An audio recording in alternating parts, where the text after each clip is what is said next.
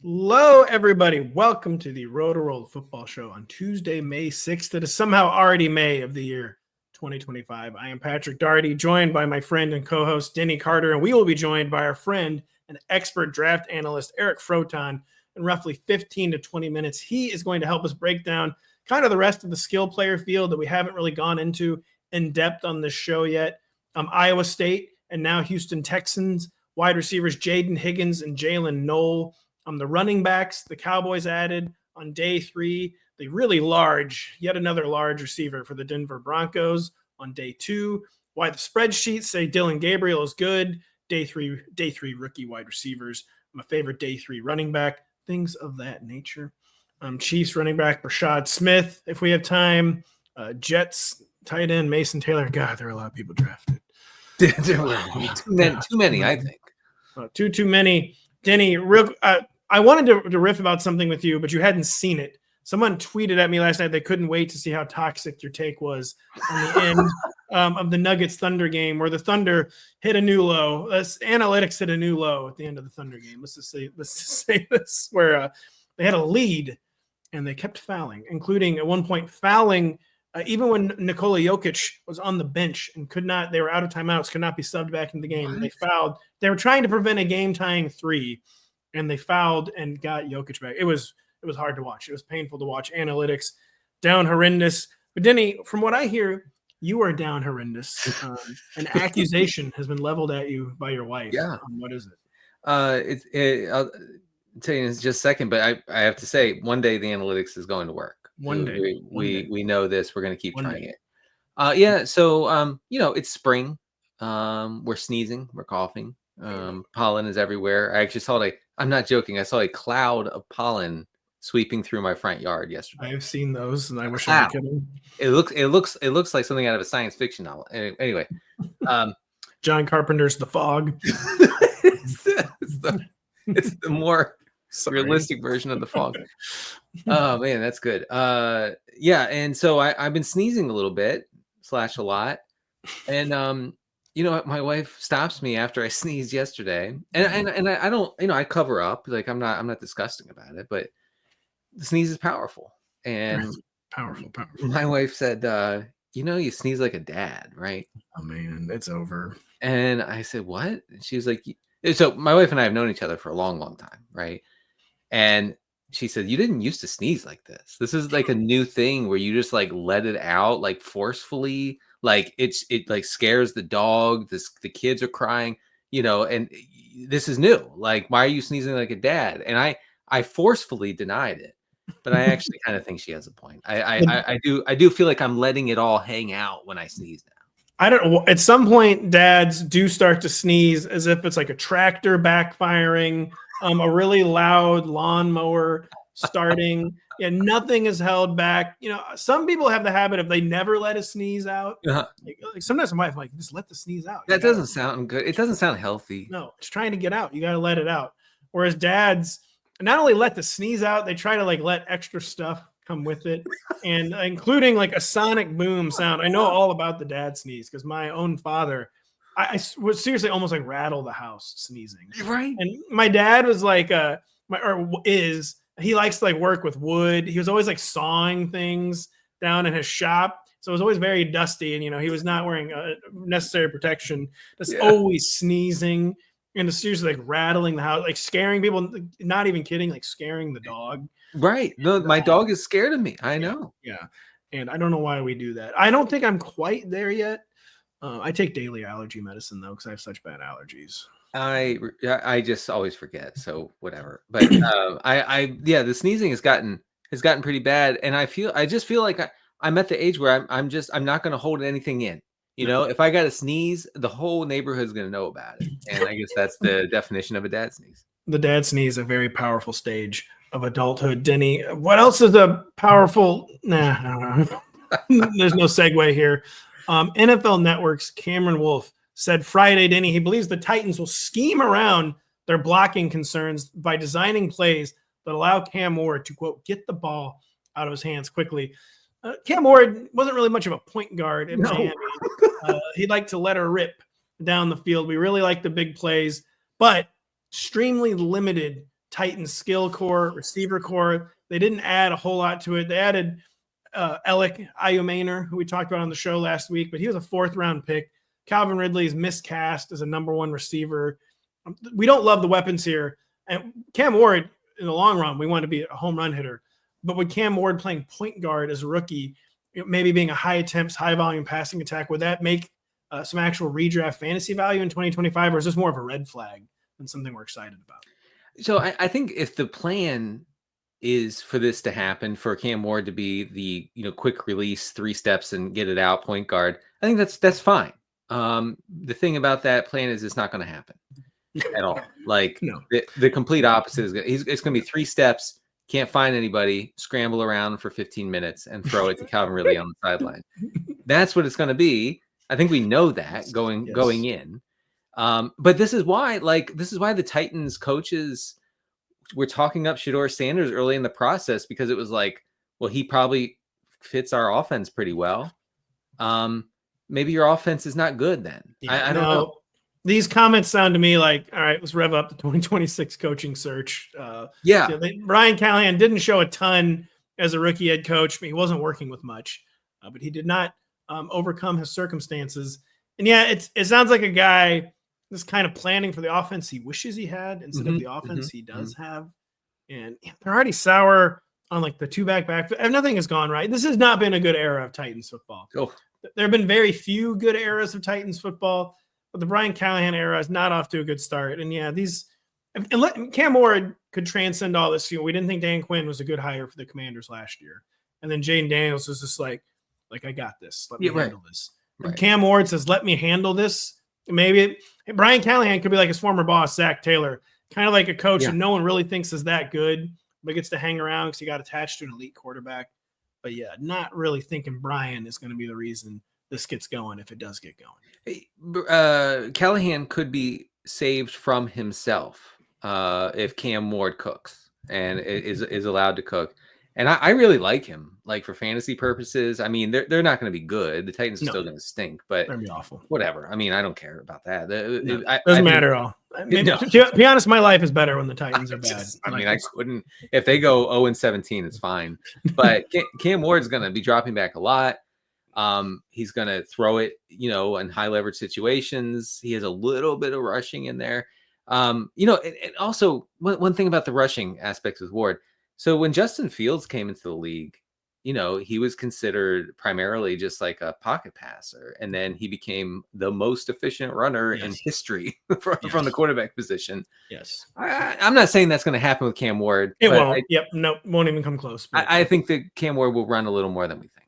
Maybe a little more than I think. That won't happen at all, though. You were doing really well on that tangent, and then you kind of ended it poorly. Well, I don't know. I remember Cam Ward will run when given he will run when given the opportunity. Yeah, well, Justin Fields came into the league. People were like, he doesn't run ever. I know. You're actually not exaggerating. He doesn't run. He's not a dual threat at all. And I was like, literally the only thing he's good at is being a dual threat. And he's great at it. Yeah, he's really, really great at it. Brian Robinson hasn't been great at much, Denny, during his time as Commanders lead back. I thought he was someone who could lose his starting job to either a free agent addition or maybe a day 2 pick. The Commanders didn't do that, though. They didn't add any notable names to their backfield. And the Athletic, though, still believes he could be a candidate to be traded, a surprising trade, been standing terms, because it would be surprising to me. Thinking it's not a good backfield. It's not a good backfield even with Brian Robinson in it. It looks like a really bad backfield on paper.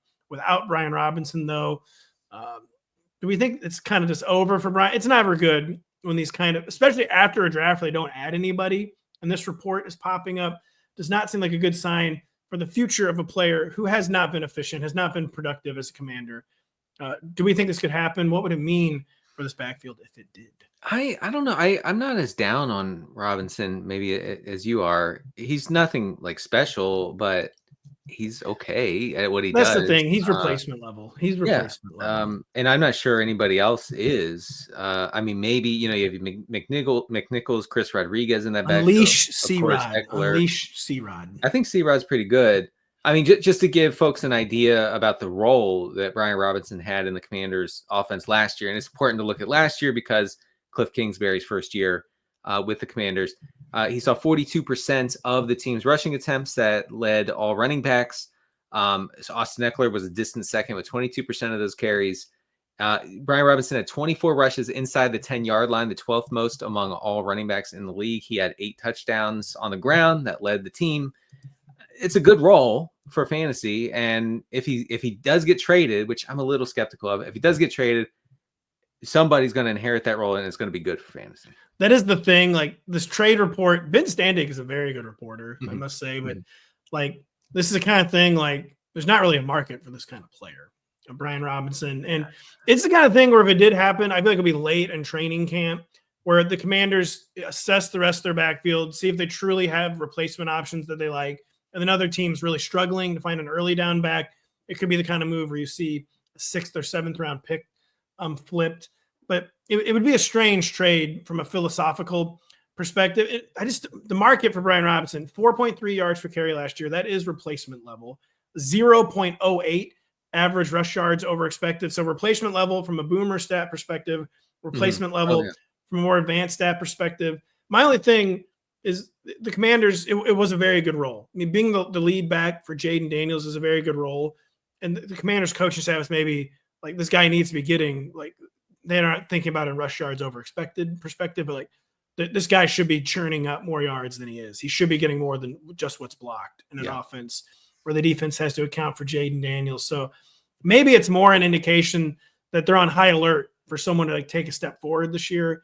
And then if they like someone in camp, they'll replace Brian Robinson. But yeah, I don't really see this one coming to fruition. I'll be honest. Robinson is not the most exciting pick, and he never was, never will be. For zero RB purposes, you could get worse than Denny. Just like the worse the player is, the more intriguing he becomes to Denny. Well, the reason he's available for me in a lot of drafts is because he's not good. It's true. That's called the Najee Harris principle. Although Najee never even became a zero RB guy, he still always became in the 4th round. This is the year. I know it's never ever worked before, but this is the year Najee will somehow be a value. And you are so scarred by this. Well, how the whole industry is. What do you mean? Like, anyone who's ever drafted Najee Harris, and at this point, basically everyone who plays fantasy football at some point got talked into Najee Harris either as a rookie or as a supposed value. He gets so many touches, man. It doesn't matter. He's not good. We've all touched that stove and we've all been scarred. Denny, Zay Flowers, he took a nice step forward as a sophomore after what I thought was a pretty inconclusive rookie year. It was kind of inconclusive even as a sophomore, but he got some momentum late in the year. Went over 1,000 yards receiving, still only 5 touchdowns. He let himself get bypassed, I thought, a little too easily by Rashad Bateman. It's the primary splash play guy. Even Isaiah Likely really liked to make splash plays more than Zay Flowers. Can't say I love that, but it was 1,000 yards. But he ended the year with a knee injury. It did not require surgery per head coach John Harbaugh. We always like that. So we get no surgery. We get a normal offseason for Zay Flowers. Is he still an ascending player, or is he going to be kind of like every other Ravens receiver where max out early in an offense where the quarterback just dominates everything? Lamar Jackson, he spreads the ball around. Do you see another step forward for Zay Flowers in 2025? Maybe not a significant step forward, but I can see him maintaining his production from last year. And like you said, his production was not buoyed by massive touchdown production, which is always a good thing, actually, headed into the following year. We saw Zay Flowers' average depth of target increase quite a bit, over 10 in 2024. He's far more efficient with his targets. If you look at yards per route run, the Baltimore offense was a little less run heavy than we were used to seeing under Lamar Jackson. Zay Flowers, he led the team 25% of the targets and 30% of the air yards. Those are good rates. I think he can keep that up if he's healthy. Not a lot of ceiling for Zay Flowers, but a good enough floor. The ceiling is just kind of missing because he's a compiler, but there are weeks where it's just not possible for a pass catcher to compile in this Ravens offense. And he through 2 years in the league, at least, he has not been a touchdown scorer. So it is kind of like, where does the ceiling come from for this guy? Or the ceiling appears to be like low end PPR wide receiver 2 to me. I guess if you're looking for a good thing, they didn't add much. They didn't draft anybody. They only signed DeAndre Hopkins. So there's not people coming to like fight for his piece of the pie. Yeah. So excuse me, we like certain target share. He will have that, but yeah, I'm skeptical. There's another gear. And look, Mr. Flowers to ascend. Pat, if you're going to sit here and ask me if I remember that DeAndre Hopkins had signed with the Ravens, the answer is yes. Okay, I hadn't forgot about that at all. Just so you know. Just so you know, and I'm not at all fearful that if I Googled DeAndre Hopkins wiki, it would not immediately say DeAndre Hopkins is an NFL football wide receiver who is currently a free agent. And oh my God. I had to look powerfully into where Amari Cooper is playing or not playing this morning. Can you tell me? He's not playing for anyone. He's a free agent still? I think. I thought you were going to say back on the Cowboys. No, he's not on the Cowboys. Yeah, I think he is currently who is a free agent for Wikipedia's with the parlance of the day. But yep, he is a free agent. And he's an American professional football wide receiver. Yeah. But it even gets to, it says where he played in college. It doesn't say, wow, they're just like not even mentioning his NFL career at all in the lead to Amari Cooper's wiki. That's very, very interesting. He's had 3 great games. Yeah, great games. So you're saying 2 more than Dalton Kincaid? Good wait, yeah, that's true. So great games. We're going to get really, really great stuff from Mr. Eric Froton when we come back right after this. The Premier League run-in continues this weekend on NBC and streaming on Peacock. First, see if Aston Villa can get one step closer to Champions League qualification when they host Bournemouth on Saturday at 12:30 p.m. Eastern. Then on Sunday, watch newly crowned Premier League champions Liverpool host Arsenal at 12:30 p.m. Eastern. Arsenal down horrific as usual. They've had some bad stuff going on lately, but we are up good because we are joined by our friend and colleague and prospect and draft expert Eric Froton, who hit it out of the park for us during the pre-draft process, both by helping us break down the skill players on this show and then writing up the people who are very much not skill players for this website, rotoworld.com. Every lineman, defensive back, the people who don't command the fantasy glory, they do command glory in Eric Froton's heart. Eric, we can never repay you for writing up all these defensive tackles. How are you doing? Well, just coming on the show and being in the presence of both of you Svengalis of pro fantasy football is enough for me. Thank you, Pat. That's lovely to hear. Speaking of Svengalis, nice. You're wearing a David Bowie shirt. That's right, for Denny, of course. As everyone should. The 2 biggest David Bowie fans in the fantasy space, unless if there's someone else out there that has sang at the Fantasy Football Expo Under Pressure, then show me, because right now, me and Denny, we're the only ones. We sang Under Pressure while under pressure at karaoke. It's true. Big pressure spot there, and you delivered the goods, Denny. Well done. He was Bowie. I played the role of Freddie Mercury, of course. But by the way, not to step outside my lane, maybe I shouldn't promote things that aren't mine, but the Fantasy Football Expo this summer in Canton, it's always a great time. We will be there. Eric, we've been all over talking about these skill players already been drafted. We talked a lot about Travis Hunter. We talked a lot about Teteroa McMillan. We talked a lot even about like the day 2 running backs. We've gotten a lot of the bigger names out of the way. But there's some guys with some pretty solid draft capital we still haven't even talked about. That very much includes the Iowa State twins, Jayden Higgins, Jaylin Noel. I've been saying Noel, then very painfully recording a VOD yesterday, found out midway through the recording it was Noel. Very painful, dark moment for myself. We have not talked about Jayden Higgins or Jaylin Noel yet. For Houston, I know that Higgins, he's a contested catch guy, but efficient. Noel appears to be more of a slot guy. Just break down what we're getting from these guys, what we might be getting, who we should maybe prioritize in fantasy. Like, will either of them produce in fantasy with Nico Collins there? What do you think of Higgins and Noel? Yeah, I mean, it's hard not to like, at least draft capital-wise, Jayden Higgins, 6'4", 214, of course. Broke 13 tackles last year, which I really like to see that from the big profile wide receivers. If you're not breaking tackles at that size, well, what is your path to victory? It's generally not space creation when you're that big. It's going to be dominance in some form or fashion. So with that, you mentioned 14 of 25 contested catches, does a good job of locating the ball down the field and elevating, getting the ball at its high point. He's really good at that. When it comes to Noel, completely different. 70-30 in terms of the slot to wide rate, and it's the exact opposite of Higgins, 70-30 wide to slot with Noel. 146 catches the last 2 years, only 7 broken tackles, only 3 broken tackles last year. I'm out. And for a slot receiver that we're expecting to be able to make people miss when they're in space, to be able to create and extend those plays when they're getting those quick slants or doing those crosses, that's an important part of the profile for me. 29.5-inch arms are less than ideal as well. Higgins is up in the 33-inch category, so it'll allow you to shield the defender and be able to extend outside the frame to catch. Certainly, you have to give the advantage here to Higgins.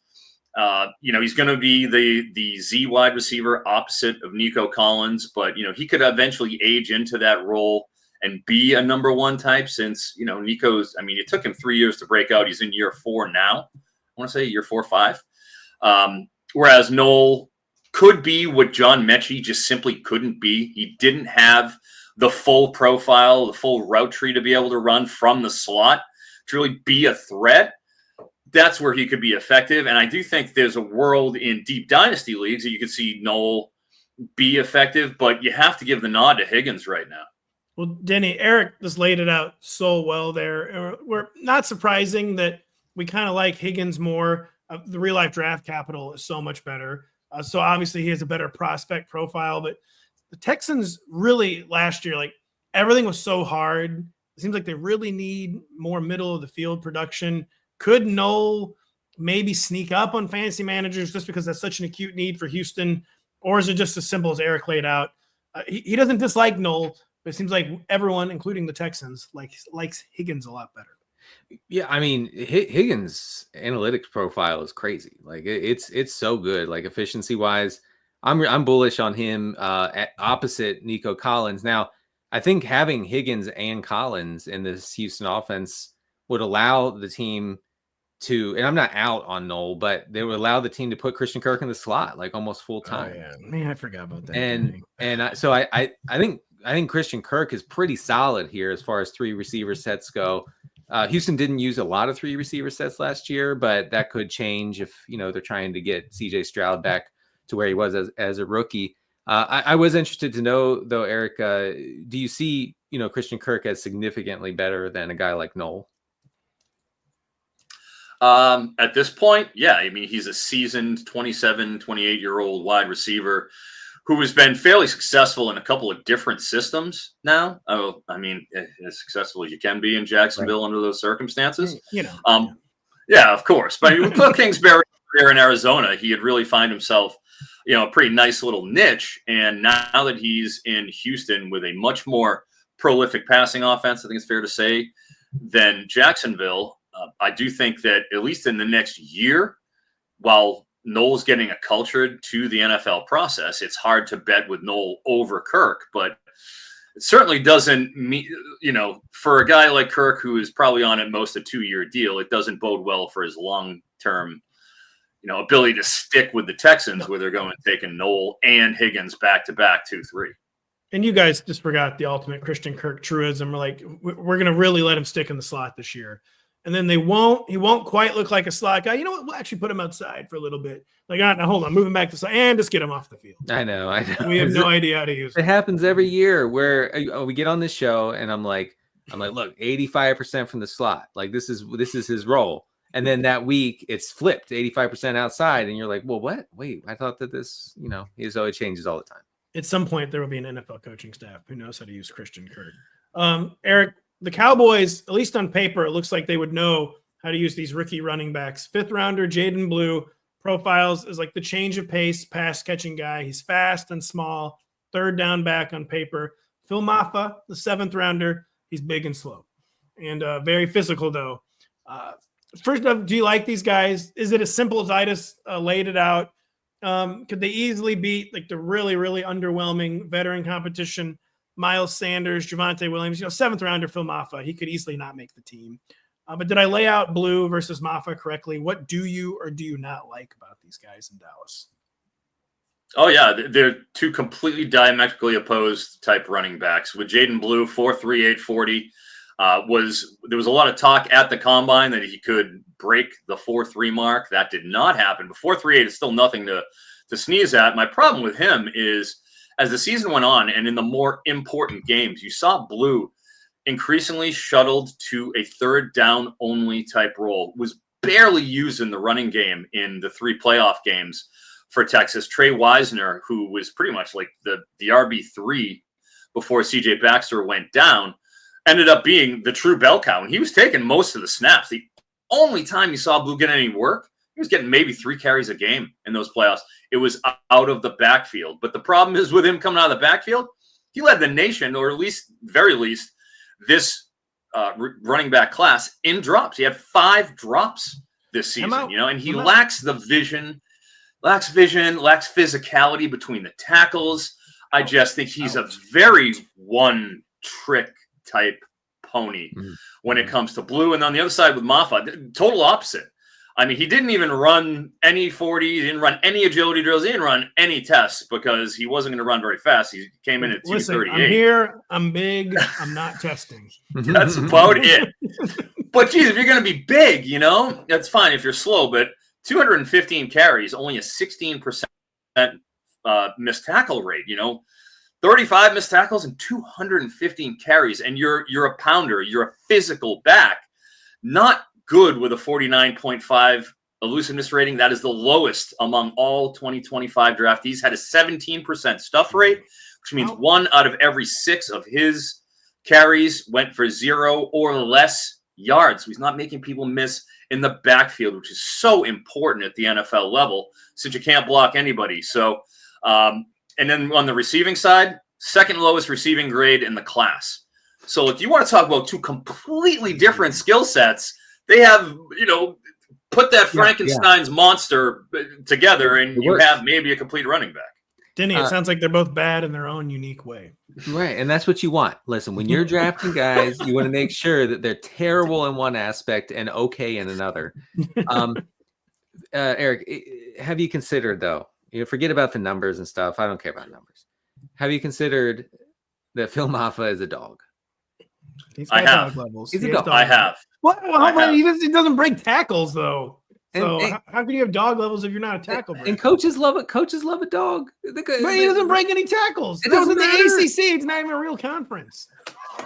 You got to remember with Phil Mafah last year, in 2023, he was the RB2 or, the physical pounder type back behind Will Shipley, all right, who's now a return man / the Kenneth Gainwell role right now in Philadelphia. So he has experience in being the 2-down pounder type role, converting first downs in short yardage situations. That's really what you're going to get out of him at most.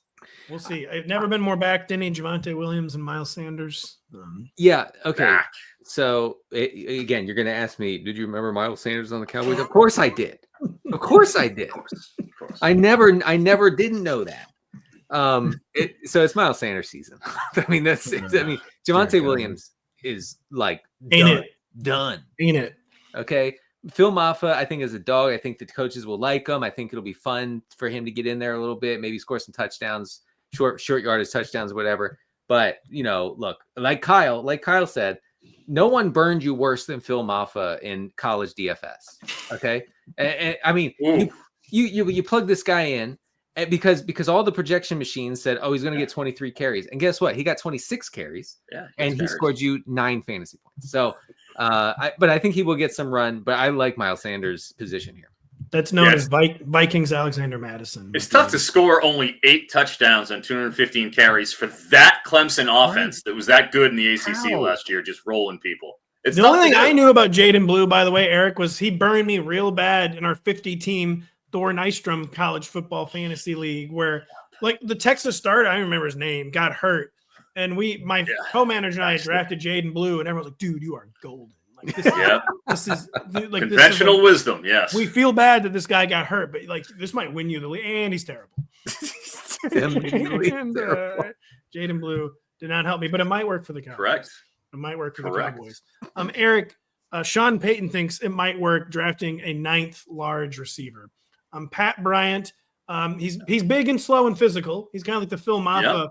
Yep. 4.61 40. Did I misread that? A 4.61 40. That's correct. For Pat Bryant, the number 74 overall pick.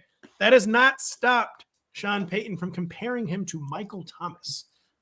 What is your opinion on Phil Bryant? Is he that Michael Thomas 2.0, or is he a slow guy who's fighting for targets with a lot of other really big Broncos wide receivers? Yeah, you know what's interesting about Bryant's profile is that he's a deep threat who runs a 4.61. Like there aren't many of those out there, you know, with that Jawan Jennings profile running deep routes, but he does it. And the reason why is he's very physical during the route. It can be deceptive. Does a good job getting off, press coverage. Will throw, in terms of his nuance, he'll throw some mid-route sort of hesitations and false steps in that you don't see a lot of college receivers do. Once they kind of get out of their get off press and they're in their route, they'll maybe throw a little jab step and go. But he will work, the intermediate, even when he's still going deep, to keep you honest, and because he does that, it actually opens up a little bit of the shorter stuff. It's pretty good on the outs. But what his calling card is the physicality at the top of the route stem and his ability to ward off defenders, because he's strong, 6'2", he's 2 bills, and win at the catch point. Like he's a virtuoso when it comes to manipulating at the top of the route stem, and just he's really good on the back shoulder stuff because he'll get you. He can get you on his hip. It's almost like when a point guard in basketball gets you on his hip. It's hard to get around him. Like he's got you, and now he can go slow, he can go fast, he can vary his tempo, and that's what you see out of Bryant. Is that once he gets that quick stack, once he can get on top, his ability to ward you off with his offhand and the timing and the late hands to be able to get the ball late in the route and manipulate that defender. That's what his special sauce is. That's where he wins. And it's why you look 18 yards per catch, 6.9 yards after catch. Dude, you don't see a lot of guys with that profile that are ripping off 7 yak. That's like a little guy who gets the ball in space. He's got the jitterbug. He's got, short stuff. You don't see somebody with a 15-yard ADOT typically throwing out 7-yard yaks, So that's what the physicality when he gets the ball on those short comeback routes and it comes back and really attacks it. That's what he does. So I would say like the little things Pat Bryant does that a lot of the guys, it takes time for receivers to develop. And I think that's really the appeal of Pat Bryant is that he's in theory like the anti-Troy Franklin. Mm-hmm. Troy Franklin, thin, wants to run fast, wants to, is just go straight. That's not the Pat Bryant thing. He's more manipulative, more deceptive, and more physical. First of all, is it funny? Is it not funny that Sean Payton has never heard of a player that he didn't coach? I know. Yeah, maybe it's compare him to literally anyone other than somebody with a single season. The only this guy like comps everyone to like Devin Duvernay. No, I'm sorry, not Duvernay. Devery Henderson. Devery Henderson, right? Or Michael Thomas. Or Jimmy Graham. It just really reminds me of Pierre Thomas. Right. Name a saint from the early 2000s, and you have a comp on the Broncos today. Anyway, Phil Bryant. Dare I say Marcus Colson for this one? Is this going to be the comp? Yeah, he was slow as hell too. Yeah, he was. So Bryant has a couple things going for him. First of all, only 78 targets over 12 games last year, which isn't a ton. Yeah, I'm out. No. But he's Illinois. Keep in mind, it's Brett Bielema. They run the ball. Talk about not a real school. He was targeted. He was targeted on 22% of his routes, which is not terrible. He was top 20 in yards per route run. So there you go, nerds. There's one for you. Analytics, as they say, Denny. Right, the analytics have landed. I do think that Bo Nix having like the biggest pass catching group in the league might be kind of good. Might be kind of a cool experiment. Cortland. I don't know, Denny. It could ruin it in fantasy if all they're doing is taking these sideline shots, and because who is supposed to do in the middle of the field compiling? Ingram. Yeah, I keep forgetting that. Yeah. Actually. Yeah. It ain't Marvin Mims. We know No. he's going deep. Yeah. Right. And you do have Mims and you have Franklin maybe for some downfield stuff. I don't know. I feel like this experiment is going to be fun, possibly fun to watch. But Sean Payton loves him like a slow, big body receiver, and that's what he has in Bryant. But you're hoping it's third time the charm for Sean Payton and Broncos receiver drafting, because he took Mims, didn't really work. He took Troy Franklin, didn't really work. Very, very interesting pick here with Horton. The way Eric described him got me a little more interested. It's like, I don't know, a little things guy that could be interesting, but still not sure it's going to work out. But I tell you what, I'm really not sure is going to work out, Eric, is Dillon Gabriel. Dillon, not good at all. But according to the spreadsheets, he is. What if he was? Third round draft capital. You can't really ignore that for a quarterback. What is the disconnect between Dillon Gabriel, if any? Maybe it comes down to I didn't watch enough Dillon Gabriel maybe in college. What is your opinion on Dillon Gabriel? I'm kind of a polarizing prospect in his own team. They added another rookie quarterback. We talked a lot about Shedeur. We have not talked about Dillon Gabriel. What do you see? Well, I think the Browns have a type, and that is, with Shedeur and with Gabriel, what did they do extremely well? They were very good within 10 yards, distributing the ball, short, quick, structured throws. With Gabriel, it's the same thing we saw with Bo Nix last year. I think Bo Nix had like a 5.5 average depth of target. That's insane. But I mean, even Gabriel was 7 yards of ADOT, and that's on the very, very short side. So when it comes to that 72.3% completion rate, as we know, we've heard ad nauseum, Shedeur led the nation in completion rate. It's no coincidence that while they both don't have the biggest arms, Dillon Gabriel's 5'10". You can only generate so much spin off of that.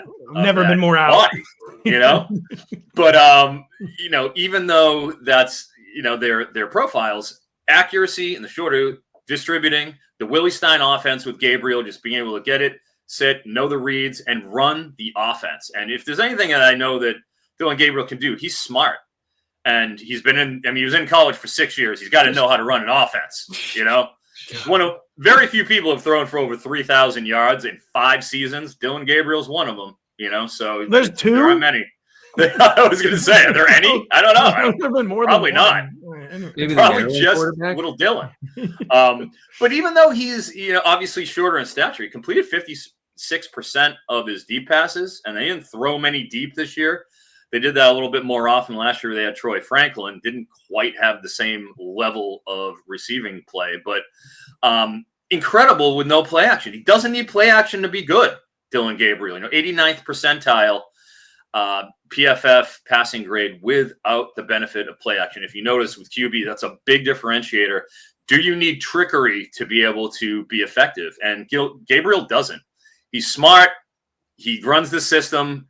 He's studious. Like, he's sort of like the anti-Shedeur in that sense, where you're going to get a kid who's dialed in, locked in. He's going to be there, the first guy at the practice facility, and that's what you want from your QB, somebody who is locked in.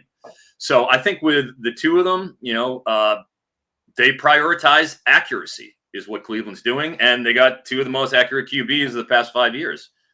With Gabriel, I'm not trying to damn him with faint praise, but what you described there does sound like, obviously a 3rd-round pick. You're normally thinking career backup anyways, but it sounds like someone they're not even really secretly hoping he becomes a starter. It sounds like maybe they hope they're grooming like a really good clipboard holder, a guy who's smart and helpful in meetings. And if he does have to play, can, just rely on his accuracy to maybe complete some passes, keep the chains, and keep the offense moving. So maybe there actually is a spot for Dillon Gabriel in the NFL. And it's kind of an unfair narrative and situation for him. But interesting stuff going on with Dillon Gabriel. Eric, we've talked a lot about the top 2 tight ends in the draft, Colston Loveland and Tyler Warren. Quite literally, we have not talked at all about the 3rd to the Jets, LSU tight end Mason Taylor. We've talked a lot about the H-back Harold Fannin. Oh, come on. But we have not talked at all about Mason Taylor. I'm Kyle Dvorchik, who helped us assemble this show sheet. Remembered you being a big fan of Mason Taylor. Is this true? What are the New York Jets getting in the former Tiger Mason Taylor? I think there's a path to success for Mason Taylor. Yeah, sure. And he's an advanced athlete. We didn't have combine testing really go on until his pro day, but he still put up an 8.8 RAS, which is very respectable, of course. Obviously, the 1.24 yards per route is on the lower side of this, tight end class. Some of that can be attributed to the fact he played for LSU, and 2 years ago, they had Malik Neighbors and Brian Thomas. And then last year, changing over, you had Nussmeier. Still had a pretty good wide receiver core with Kyron Lacey, RIP. And, a couple of the other, Aaron Anderson ended up coming out pretty well. So there was a lot of spreading the ball around type thing with the LSU offense. So that's an issue. He's dependable, though. Extremely dependable. Only one drop last year with an 81.3% catch rate. That's the second highest in the class. So you know what you're getting out of him. Obviously, has the NFL bloodline, being Jason Taylor's son. It doesn't get much more freaky than NFL Hall of Famer Jason Taylor, and the strength. Mason Taylor put up 28 bench reps. Okay, 250 pounds. That is straight up offensive tackle numbers. That's as good as you're going to get. It's 98th percentile. So, 4.6840, still an 85th percentile mark. It isn't like he can't move. I just think the fact that he didn't have the popping metrics that you'd like to see, in terms of target share over there at LSU, because of the fact that they spread the ball around a lot. When he was used, a lot of it was kind of leaking out and, not on stuff that he's really stretching the seams at, like you did see with Elijah Arroyo a little more often. But just the dependability, the fact that you can line him up tight, you can line him up in the slot, you can line him up out wide, which he did 9% of the time last year. Not as much as the top end tight ends, but that's why he wasn't taken in the same rarefied air as the Loveland and the Tyler Warren. Instead, he was in that next group with Tyler Ferguson and Elijah Arroyo, all taken within 8 picks of each other. I did notice just quickly on Taylor, who I forgot that he was Jason Taylor's son. I love Jason Taylor as a kid. Anyway, Taylor was played 45% of the time in the slot last year at LSU. Eric, do you see that translating to the pros? That sort of pretty high rate for a tight end in the slot? I think you'd see probably more inline out of Taylor.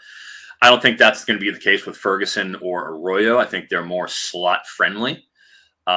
But with Taylor, you can do both. You can leak him out of that Y option route, and he's very effective in that role. Like you can line him up tight. He can block, and he's comfortable there. And you're not going to see the same comfort level out of Ferguson, who did, even when he's lining up tight, it's a lot of it's H-back, and he's motioning type stuff. Or Arroyo, who, as mentioned, he's flying that seam, and he's stretching the seam, and he's causing problems out there for slots or linebackers going to try to cover. Especially you got a linebacker on Arroyo. That's a bad matchup. So I do think that the overall ceiling probably isn't as high as the other two, but the floor is. Floor is definitely higher because of the fact you can line him up anywhere he wants to be, and he has proven that he can succeed. I don't love that he's so big and strong and played in an elite offense and only scored 6 touchdowns in 3 years, but he did actually catch passes. A lot of these guys come into the league, we project them as pass catchers, and they never even caught any passes in college. It is good that Mason Taylor actually has a history of catching the ball. Another tight end, number 46 overall pick, Terrance Ferguson to the Rams. Eric, they have remained so devoted to Tyler Higbee. Is this finally the man to unseat Tyler Higbee as the Rams starting tight end? I really think so. And mercifully, as a Rams fan myself, out here in Southern California, it's time to get somebody a little bit more dependable than a 31-year-old Tyler Higbee. It's time. It was the draft capital has been expended. It was their first pick, I believe, because they traded down in the first round in order to pick up that extra 2026 first. So this was their first selection by the Falcons. Yeah, it's a tough one. You're not going to fault the Rams for that decision. No. Good work. But, they bumped down here. That was their first pick. So it was clearly something that was on Sean McVay and Les Snead's mind, where it's like, all right, Higbee was hurt again last year. Like, we just can't do this again. So they go and they grab Ferguson, who just a total freak. 39-inch vert at 246 pounds. Hello. Not bad. 4.63 40. Again, another 96th percentile time. 9.3 RAS score, 33-inch arms, long arms for that tight end. And keep in mind, he isn't just athletic on, when it comes to testing. He dodged 13 tackles as a tight end. That's at the very high end of this tight end class. Not a lot of dudes you're going to see that don't have twitch or breaking tackles at the tight end position. He's twitchy. He's seasoned, been around in that Oregon offense and been able to kind of show that he can split out wide. He can do it from the slot. Isn't going to line up tight as much as we kind of alluded to with Taylor, but for a move tight end that has the ability to separate and to be able to make plays, especially when you get him lined up on a linebacker, isn't going to be able to stay with him. I like what he did with Terrance Ferguson, and I think it's very, very possible he's the most effective out of those three second-tier tight ends that were drafted. The athletic profile you described, too, just kind of sounds like Tyler Higbee coming out of college, and it's just like they found Tyler Higbee 2.0. And I do think we've loosied with the football several times with this Rams tight end situation. This is the time. It's over for Tyler Higbee. Gotta be. It is beginning for Terrance Ferguson. We're running low on time, Eric, but we're going to end with a two-part question. We need to know your answer to both of these. This is where you earn the big bucks for us. Your favorite day 3 running back. We've probably already talked about some of these because, we talk about the sick players all the time. Sure. And the answer can be Cam Scattaboo if you need it to be. Favorite day 3 running back and also favorite day 3 wide receiver. Okay. Cam Scattaboo obviously would be, he's taken 2-3 picks into day it's 3. kind of cheating. I'll lay off him. It was the third day. It was the third day. What do you want me to say? No, there's more fun to be had in the running back room on these day 3. And let's face it, when it comes to where you're prioritizing in fantasy, if you're looking at day 3 players, you want to lean towards the running backs as opposed to wide receivers. The hit rate on day 3 wide receivers is very, very low. It's very low. For every Puka Nacua, there is 1,000 not Puka Nacuas. So many. So, you have to keep that in mind. But with the running backs, you see these guys who have decent athletic profiles go 4th, 5th, 6th, 7th round and carve themselves out a role because teams just wait on the running back. So I'm always more interested. That being said, we got a few that I have interest in. One, Jarquez Hunter, the Rams. Here's another Rams player here. They're retooling. We've heard a lot of smoke in the offseason about Kyren Williams. Are they going to pick up his option? Probably not. Speaking of guys who didn't test well, he had a 4.65 40 at sub 200 pounds, Kyren Williams. So they're not afraid to take guys who just have the most impressive athletic profiles. But Jarquez Hunter ran a sub 4.5. Is only in that 205 to 210 pound range. He's not huge, of course, but neither was Kyren Williams. Bigger than Kyren Williams. And he was very good in the SEC for Auburn. 3-year starter, proved himself to be pretty good in pass protection, kind of has a complete profile. Even though he isn't huge, he's tough. And I do think that profile, once, if Kyren Williams is banged up, we didn't see much out of Blake Corum last year. He had the problem of having a sub-3 yak, not a yak guy, not a breakaway guy. That's not a great profile. The fact that they went and took Jarquez Hunter, I'm reading the tea leaves here, saying they don't have that sort of confidence with Corum being able to be a home run hitter, being able to hit those 15-plus yard chunk runs. I think that's where they go with Hunter. I also like down the board. That's a 4th rounder. 6th, 7th round, Taj Brooks, Cincinnati. Now, we expected Cincinnati to grab somebody behind Chase Brown who, was old when he came out. This is after his second year. I think he's already 26 at this point. So he's already getting long in the tooth. Down unfathomable. Yeah, I know. But, Taj Brooks tested way better than I expected to. Had a sub-7 3-cone, had a sub-4.5, sub 4.6 40 time.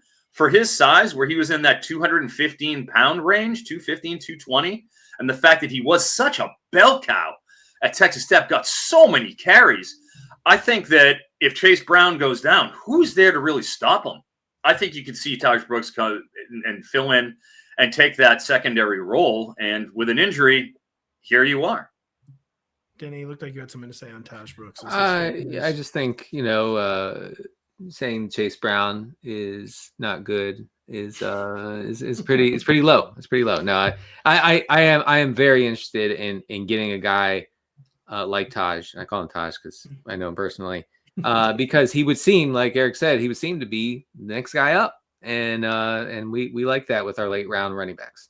Eric, give us a quick soundbite on your favorite day 3 receiver, even though they will all be busts. No, they're most likely to be busts, but man, I can't help but like Jamari DK, former wide receiver for Florida, was also at Wisconsin before he went over to Florida.